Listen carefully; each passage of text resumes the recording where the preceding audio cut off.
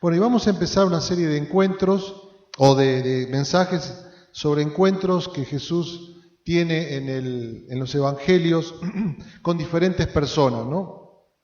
Es interesante que cada uno de estos encuentros que vamos a estar viendo a lo largo del verano nunca pasan indiferente, ¿no? Una persona cuando tiene un encuentro con Jesús no es algo que, queda indiferente para esa persona. Es un punto de inflexión. Puede ser que la persona o lo rechace o lo abrace, pero nunca es algo que pasa nada más, ¿no? Estos encuentros son puntos de inflexión, ¿no? Y la apelación fundamental de ese encuentro es a una conversión. Vamos a explicar a lo largo de estas charlas las diferentes, formas que puede tomar esa conversión, pero es un cambio de 180 grados, como decía un amigo mío, un cambio de 360 grados, un cambio de 180 grados, donde uno tiene una transformación radical, ¿no? Algo pasa que te conmueve de adentro hacia afuera, ¿no?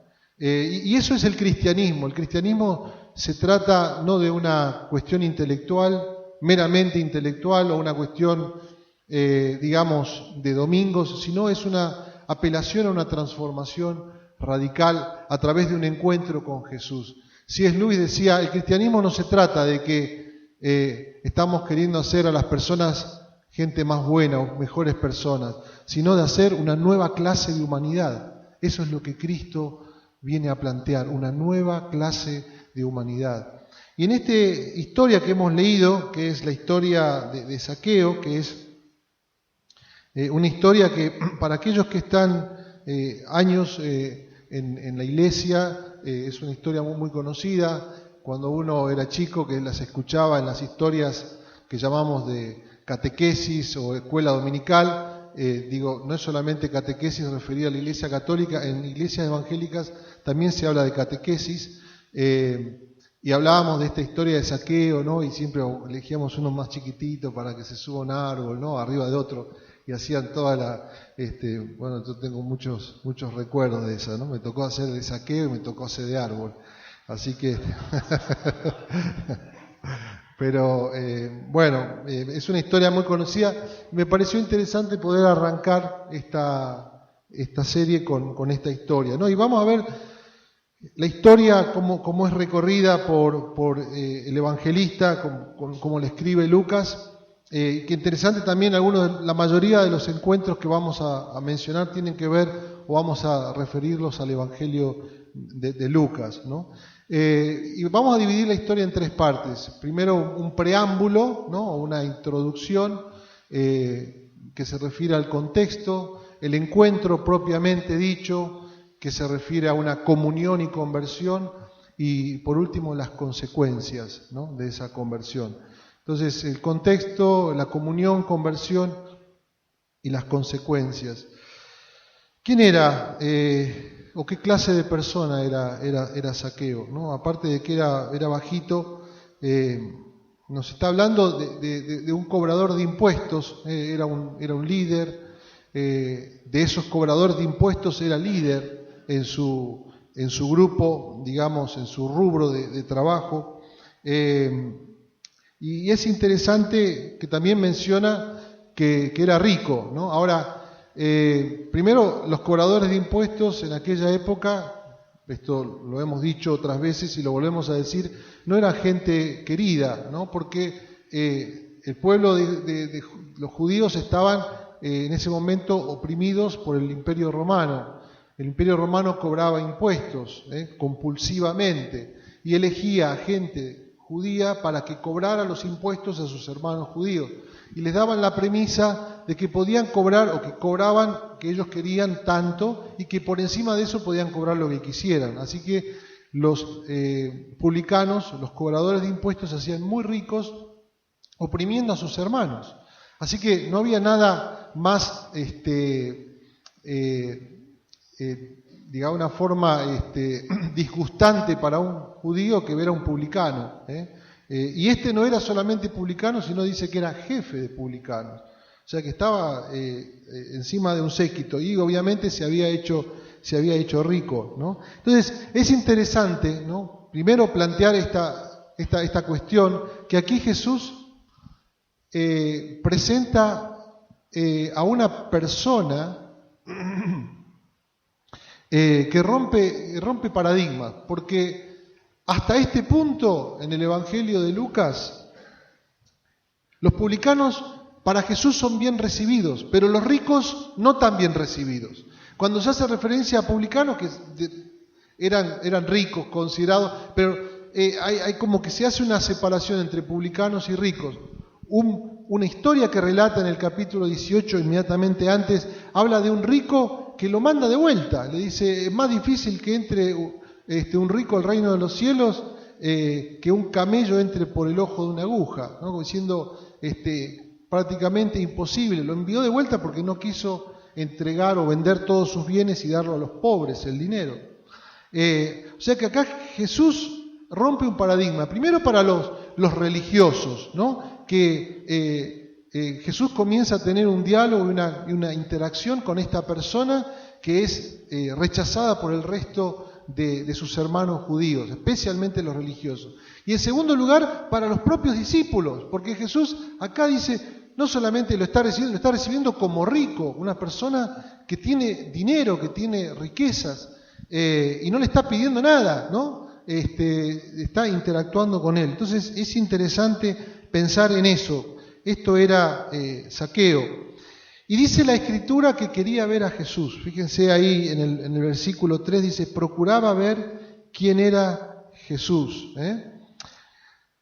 De mínima podemos decir que, por lo menos podemos decir que había una curiosidad en él.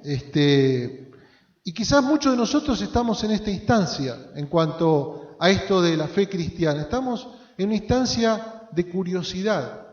Ni siquiera está mencionando acá que Zaqueo tenía una crisis, ¿no? A veces muchas de nosotros hemos tenido una experiencia de crisis muy profunda y nos hemos acercado a lo espiritual o hemos retomado un camino que habíamos dejado a medio andar, porque una crisis nos lleva a ese punto, ¿no? Y no es la experiencia de todos, pero muchas veces cuando la persona supera la crisis, retoma su camino anterior, como diciendo, bueno, ya superé la crisis y otra vez sigo con mi andar, como que Dios fue un muleto, me ayudó un tiempo, ya estoy bien y ahora sigo adelante, ¿no? Pero acá no describe a Zaqueo como viviendo una crisis, no, simplemente habla de una curiosidad que él tenía, y quizás muchos de nosotros estemos ahí, ¿no? Y está bueno eso, está bueno ver una historia en la cual una persona se acerca por curiosidad a Jesús, no teniendo, entre comillas, necesidad de nada, y de repente algo ocurre, ¿no? Por ahí para algunos de nosotros y para otros que quizás están dentro del cuadro de contactos que tenemos en la comunidad, están de alguna forma explorando, ¿no? Y uno está diciendo que pase por la crisis para que se acerque a Dios. No, que siga explorando, y la curiosidad y todo esto me parece una cosa muy fascinante, ¿no? A tener en cuenta. Después quiero decir algo más en cuanto a esto, ¿no? Quizás pueda expresar algo más, un poquito más. Quizás esté expresando que había un anhelo, había algo, un anhelo que todos nosotros tenemos, por ver a Jesús, ¿no? Y en la Escritura habla en diferentes instancias de un anhelo que hay en nosotros, definitivamente creado por Dios para estar en comunión con Dios, ¿no? Estaba leyendo un autor que decía esta semana, de hecho nosotros creamos ideologías, proyectos y sistemas que de alguna forma buscan, o utopías que de alguna forma buscamos que llenen todo nuestro vacío como personas y como sociedad. Son idolátricos, ¿no? Porque les damos el control y terminan haciéndonos esclavos. Pero es interesante que hay un anhelo, ¿no? Y que a muchos filósofos hacen referencia también. Quizás podemos pensar que había este anhelo, en este deseo, como dicen en inglés, longing, ¿no? De ver algo acerca de Jesús que él había escuchado y que estaba allí dando vuelta. ¿Y qué hace? Sube en árbol. Y dice, la Escritura dice, a causa de la multitud, porque era bajito, ¿no? Entonces uno dice, bueno, era bajito, no podía ver, se sube al árbol. Pero es interesante, algunos hacen referencia en el original, que es el idioma griego, que es causativo, es decir, no solamente que era bajito y no podía por causa, es que no lo dejaban ver, tanto era el odio que le tenían. Decir, a este, con perdón de la palabra, este enano maldito, no lo voy a dejar pasar adelante, no quiero que vea, ¿no? Se le ponían adelante. Evidentemente había un rechazo de la multitud y no le queda otra a Zaqueo que subir a ese árbol, ¿no? Ahora, para una persona de su, entre comillas, dignidad, su liderazgo, pone toda su reputación en riesgo. En una sociedad tradicional como esa, subirse a un árbol, una persona mayor, era una cuestión que hacían los chicos, pero una persona adulta y un líder de la comunidad, por lo menos prominente o con cierta reputación, mala o buena, pero era algo degradante, ¿no? Pues estaban poniendo en juego su reputación, ni hablar de aquellos que por ahí miraban desde abajo, ¿no? Porque en aquella época eran, entonces era una cuestión que exponía cosas que no tenía que exponer. Ya se están todos haciendo la película, pero es interesante entonces entender este riesgo que asume Zaqueo al subirse allí al árbol, ¿no? Y también el juicio de la multitud, dice allí el versículo 7, dice, al ver esto todos murmuraban diciendo que había entrado a posar con un hombre pecador. Ahora, esta cosa de Zaqueo, sabiendo todo lo que la multitud le generaba y todo lo que ocurría, Zaqueo se sube al árbol. Me gusta la metáfora, pensando que muchos de nosotros a veces no nos acercamos al proyecto Dios porque hemos tenido experiencias negativas con la iglesia e institución. Ayer hablaba con una pareja que me decía, la iglesia no nos funcionó. Y yo decía, bueno, a ver, primero tenemos que definir qué es la iglesia, ¿no? Y bueno, tuvimos una larga, y después me quedé pensando, le dije, estoy orando para poder encontrarme. Pero es interesante, ¿no? Que a veces nuestras experiencias negativas en cuanto a la iglesia e institución nos alejan de Dios, de la propuesta de Dios, ¿no? Y de Dios mismo, ¿no? Y Zaqueo en este momento no deja que la multitud se le imponga allí con su juicio en cuanto a el hombre pecador, sino que sube allí al árbol para ver a Jesús, ¿no? Yo pensando en el 2016, estamos arrancando el 2016 y digo esto, queremos ser una comunidad en la que la gente tenga la oportunidad de subirse al árbol para ver a Jesús. Esta es mi oración y este es mi deseo por vos y por todos aquellos que están en nuestro círculo de influencia, que esta sea una comunidad donde la gente pueda venir por curiosidad o por necesidad para subirse al árbol y para ver a Jesús. Y obviamente que yo veía que estábamos cantando con la ventana abierta y pensaba, ¿qué estarán diciendo los vecinos de nosotros, ¿no? Hay un precio siempre que el caminar con Jesús implica en cuanto a nuestra reputación. Hay un desafío, ¿no? Pero es tanto lo que tenemos para recibir de parte de Él, ¿no? Que poco a poco vamos entendiendo, vamos comprendiendo que hay algo, una picazón, ¿no es cierto?, que va generándose en nosotros y es una invitación a subirnos al árbol, ¿no?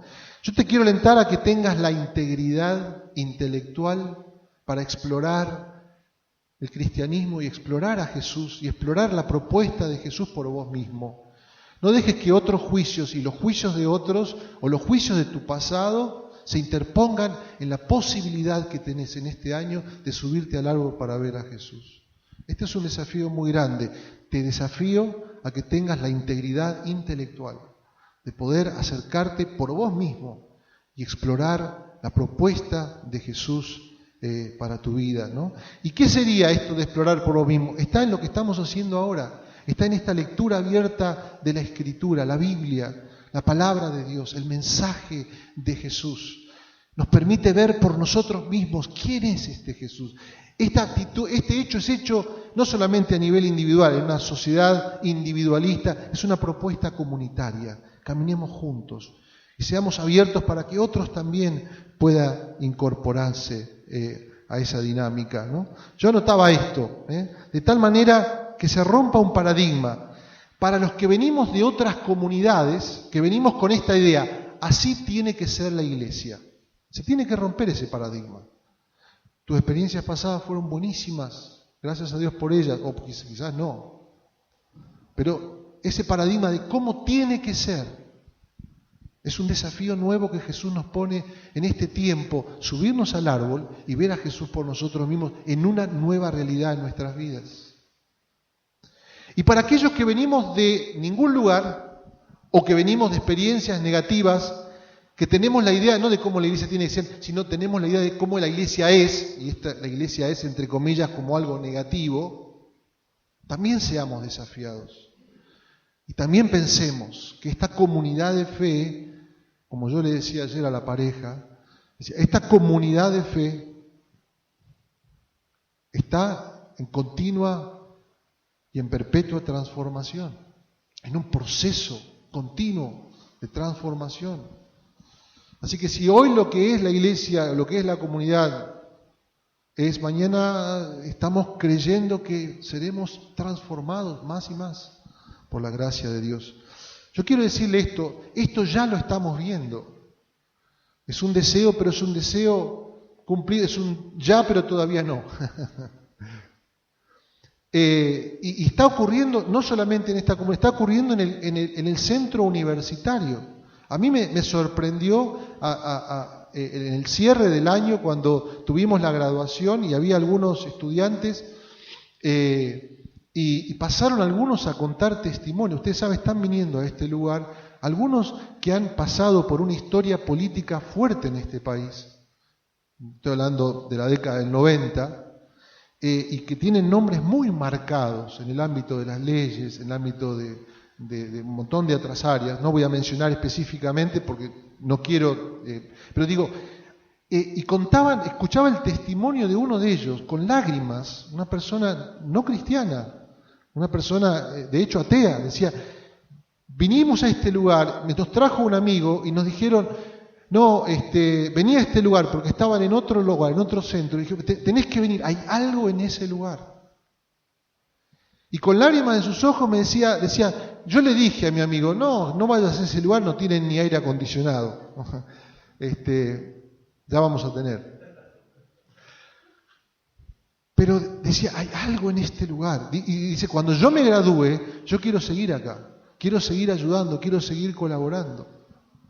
Y compartir una pequeña reflexión. Y había un actor conocido yo comenté esto el día del aniversario de una serie de los simuladores, ¿no? Terminé de hablar, me dijo, nosotros tenemos una obra montada, queremos poder hacerla, y bueno, y estamos ahí, escribí, me vino a saludar cuando se fue, salió, volvió a entrar, me vino a saludar otra vez, escribí, me llamame, me dice, hay algo que está ocurriendo y queremos decirte que este lugar tiene que tener la libertad, la tenemos que generar todos. Jesús la ha generado y nosotros tenemos que caminar en esa luz con la libertad para que cada uno pueda subirse al árbol y explorar por sí mismo y ver a Jesús. Muy sencillo. Todo lo que dije para decir esto, nada más. Pero este es mi gran deseo, que tienen que caer. A los que venimos de otras iglesias necesitamos continuamente trabajar, retrabajar y reflexionar sobre nuestro paradigma. Lo tenemos pegado y el Evangelio tiene que ayudarnos a despegarnos de estas ideas de cómo tiene que ir, por dónde tiene que ir. Lo digo, está pasando conmigo mismo. Nací mi padre pastor, mi abuelo evangelista, pero hay desafíos nuevos continuamente. Y yo creo que este tiempo es un tiempo en el cual tenemos que entrar en esta propuesta que Jesús nos hace. El encuentro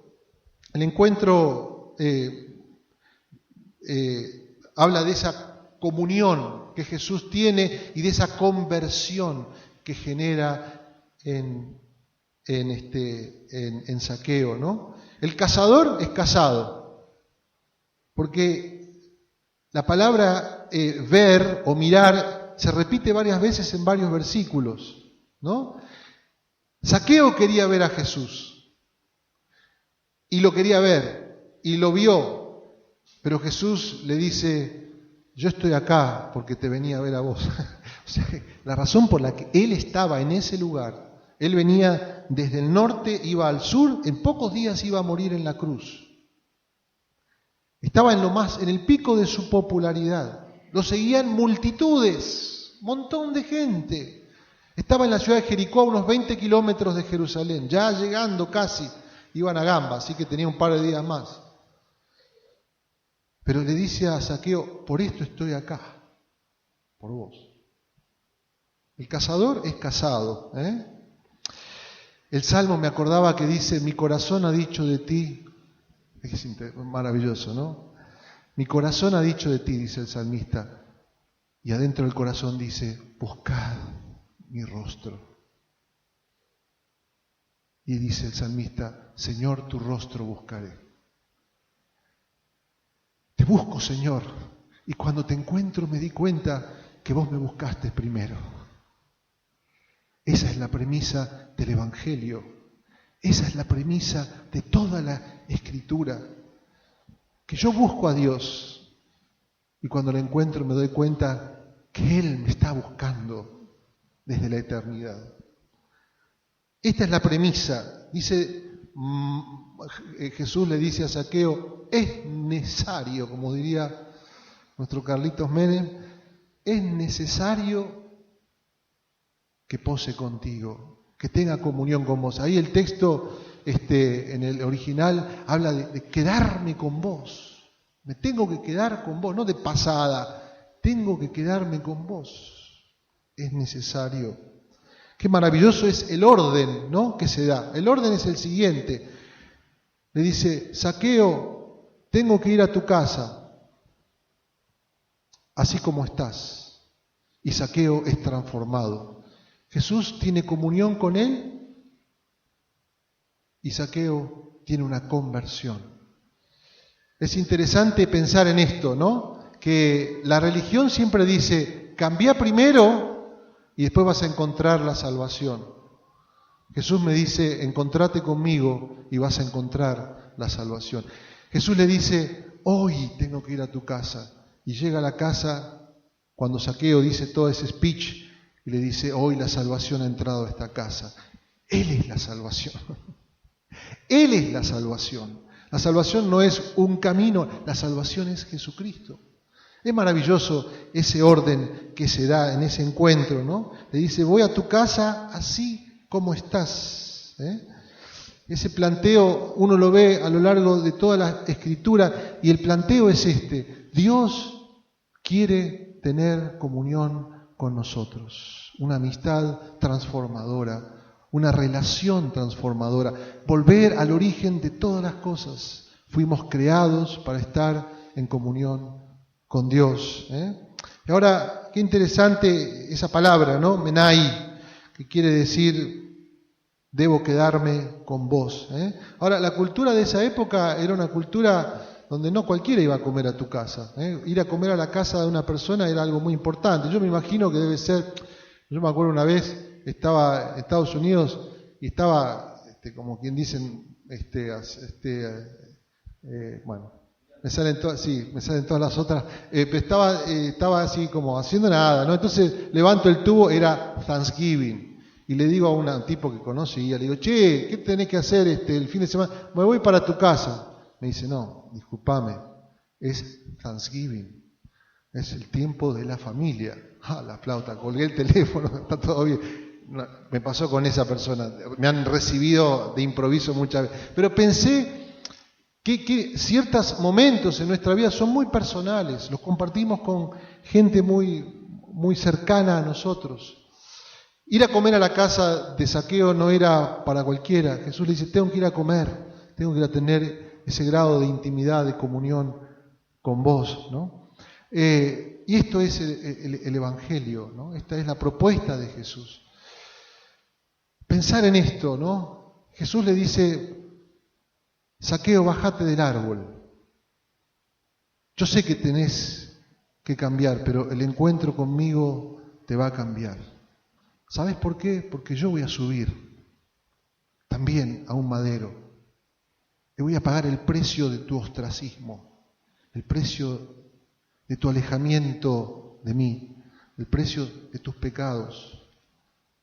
Y es maravilloso porque la Biblia habla de que Jesús fue hecho maldición por nosotros.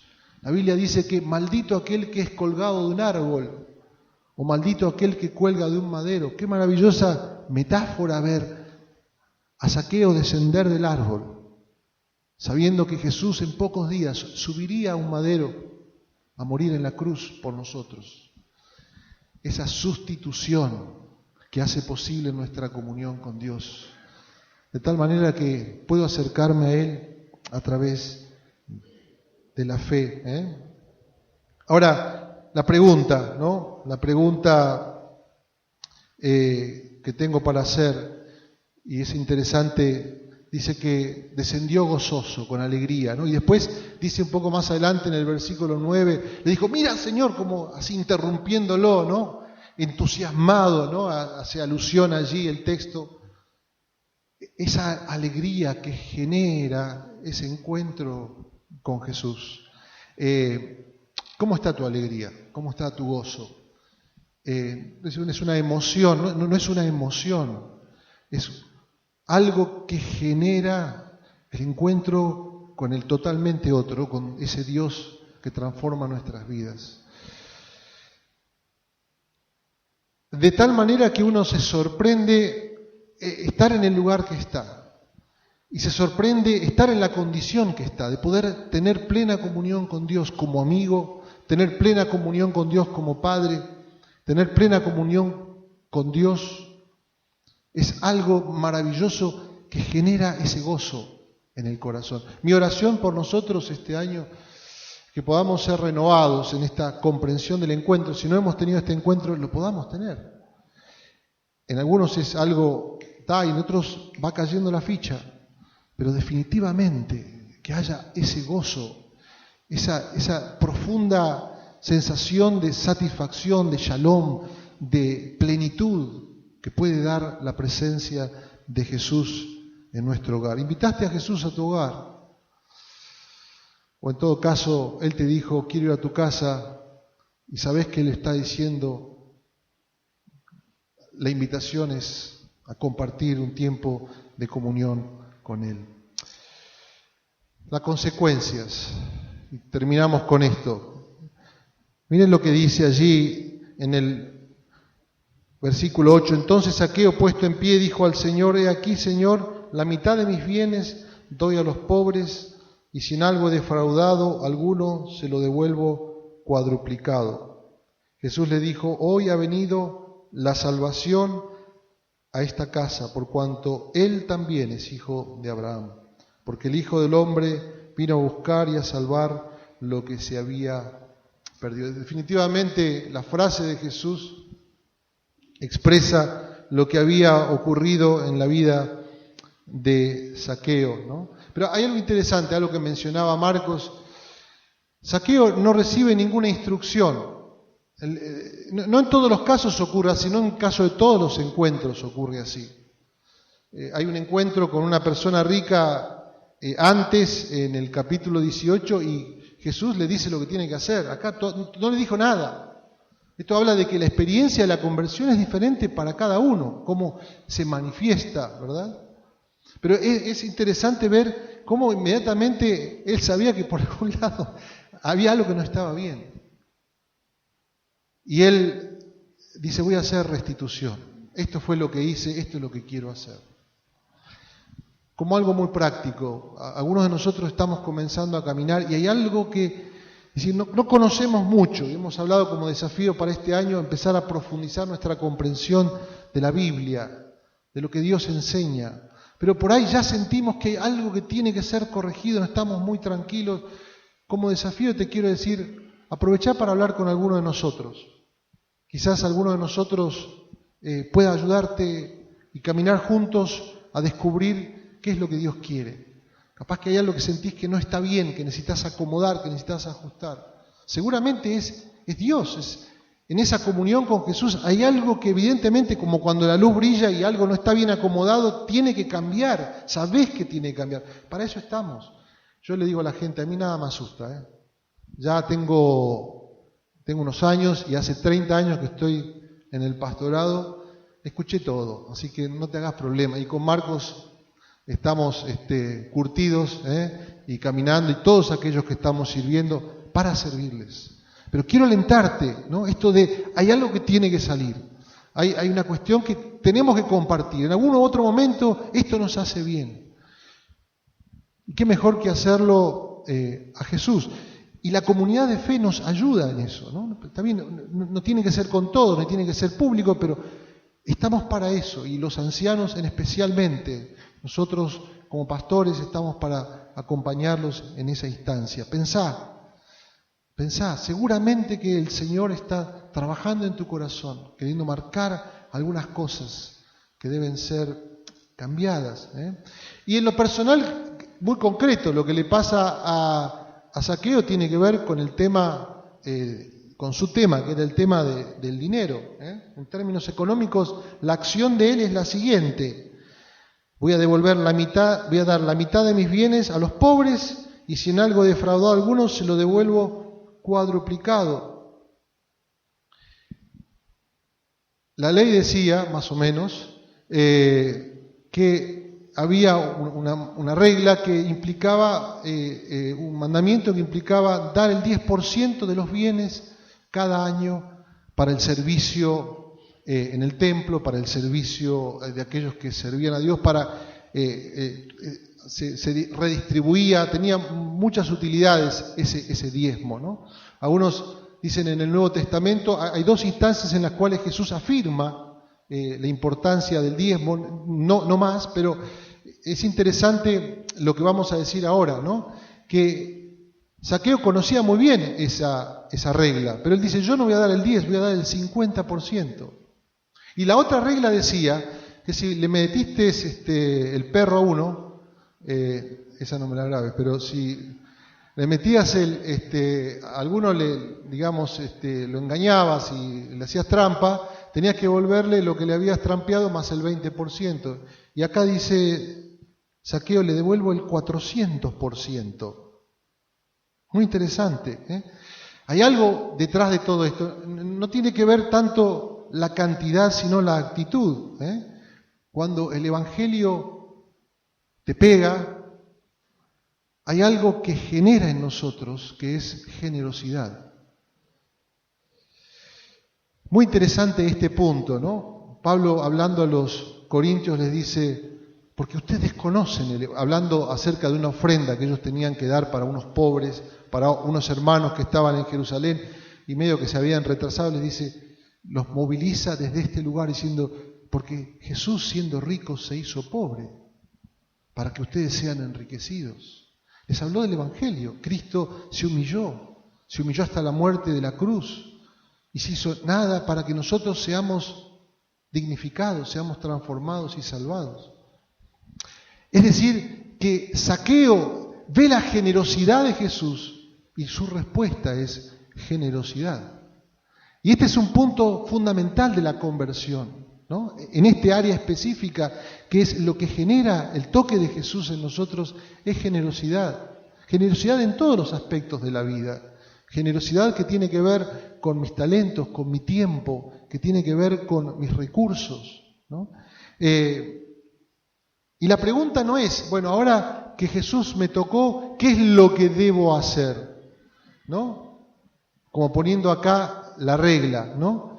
Es como que Zaqueo diría, ¿qué es lo que puedo hacer? ¿No? Ese es solamente mi piso.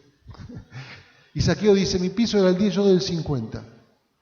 Mi piso era el 1 más el 20, yo doy 400.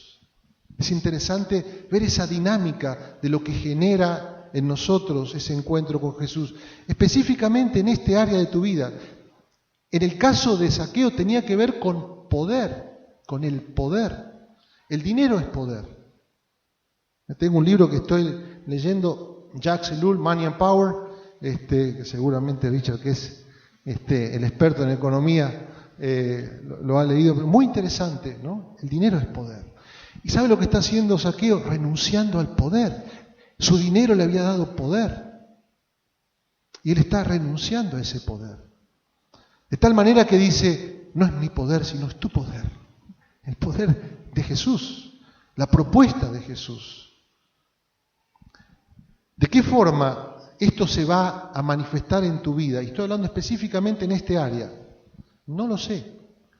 Lo interesante es viendo a lo largo de la Escritura y por ahí en este Evangelio solamente, que no en todos aplica lo mismo, no es que todos tienen que dar el 50% a partir de ahora.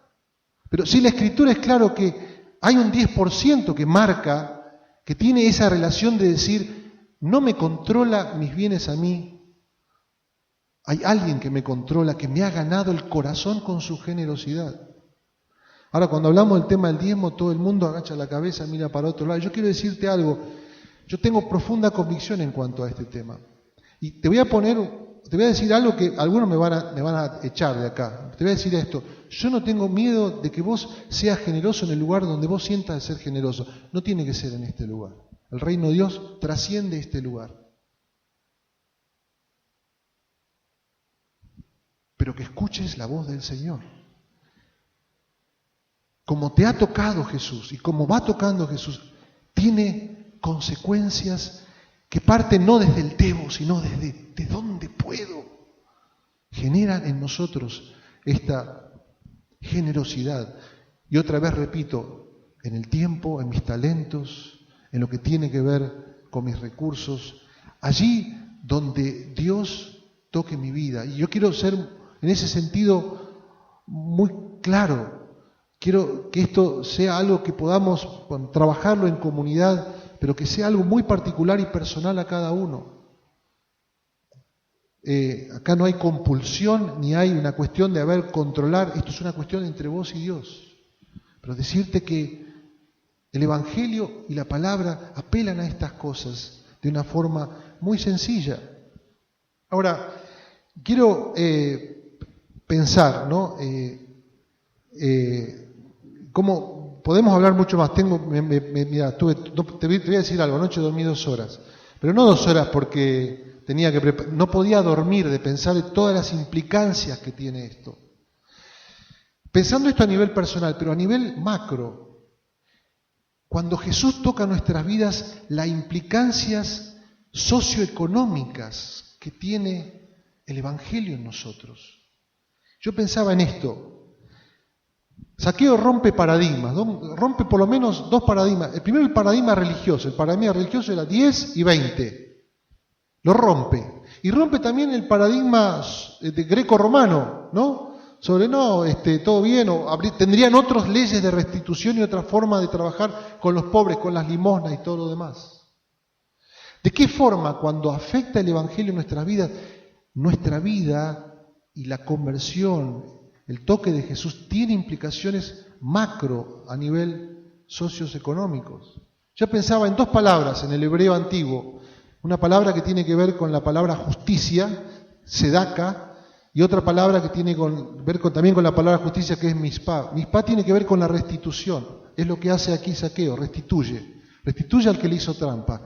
Pero sedaka tiene que ver con las relaciones que van a transformar la sociedad, con aquellas cosas que van a ser reglas transformadoras en la sociedad. Uno de los problemas que tienen los pobres hoy en día es que no tienen leyes que sean iguales para todos. No todas las leyes son iguales para todos. Los pobres no tienen oportunidades. Y lo que hace de una forma quizás micro, que tiene impacto macro en la vida de Zaqueo, es romper un paradigma de tal forma diciendo, hay un llamado a la justicia que tiene que empezar por lo que yo puedo hacer. Y mi decisión no es solamente mi decisión individual, tiene implicaciones macros. Y este es el poder que tiene la semilla de mostaza, que Jesús y el Evangelio repite una y otra vez. Mi pequeña decisión y mi actitud y mi comprensión de que la justicia de Dios genera, y el llamado, la generosidad y la justicia son la misma, tienen una relación íntima, tienen implicancias transformadoras en nuestra sociedad. La pregunta es cómo romper estos paradigmas, cómo generar esas reglas de cambio. Bueno, muchas cosas para pensar ahí. No quiero meterme demasiado en profundidad, pero pensemos, algunos de nosotros estamos en lugares de influencia, lugares de liderazgo. Tus decisiones afectan vidas. No me lo entendió cuando le pregunté a uno, tuvieron una reunión entre líderes a nivel mundial, eran de empresas, de multinacionales, le pregunté a uno, le digo, pero la gente cuando se entrega, cuando tiene un encuentro con Dios, no, es más generosa, sí, pero no es eso solamente. ¿De qué forma sus decisiones a nivel multinacional afectan la vida de miles y miles de personas en los países del tercer mundo donde las leyes no los protegen? Cerraste una subsidiaria, tomaste la decisión que no es rentable y afectó 100.000 personas. O menos, no sé, qué sé yo. Pero, o sea, quiero decir con esto, cuando te toca el Evangelio, cuando empieza a haber un nivel de comprensión y de reflexión que es transformador y que nos abre el corazón y nos desafía para considerar estas cosas. Bueno, lo dejo acá. Pensar que a nivel comunidad también podemos hacer mucho para servir. En las ciudades globales está ocurriendo un elemento muy interesante. Hay 50 ciudades globales. Buenos Aires es una ciudad global. Cada vez hay más ricos y cada vez hay más pobres. Cada vez hay más ricos y cada vez hay más pobres. Porque los ricos ocupan lugares donde necesitan pobres que ocupen ciertos lugares y se va generando esa brecha muy, muy grande. Nosotros como comunidad estamos en el norte y en el sur. Lo digo una y lo digo 1000 veces. Tiene una razón de ser. Jesús quiere alcanzar y trabajar un movimiento de unidad en la ciudad. Nosotros estamos poniendo nuestro granito de arena, pero creemos profundamente que eso es el Evangelio.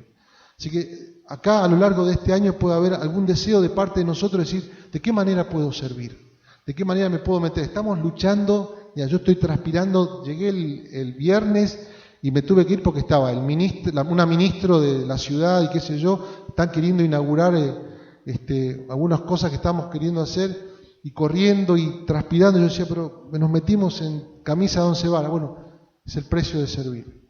Capaz que algunos de nosotros querramos este año meternos. Bueno, esas son consecuencias que tienen que ver con el encuentro con Jesús. Acá termino.